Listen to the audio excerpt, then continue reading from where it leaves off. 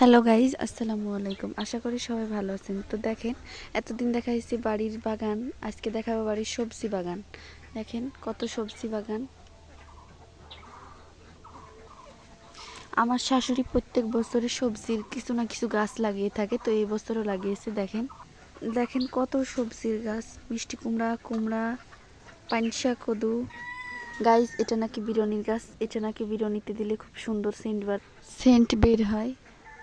তো দেখেন কি সুন্দর কুমড়োর গাছ, চাল কুমড়ার গাছ চালের উপরে উঠে গেছে।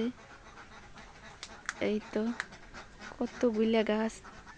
এখানে কচুর গাছও লাগিয়েছে, পুঁই শাক।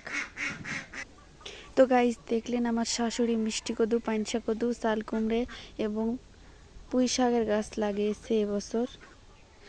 এই তো করলার গাছও লাগিয়েছে। তো গাইস, আজকের মতো ভিডিও এখানে শেষ করছি। বাই।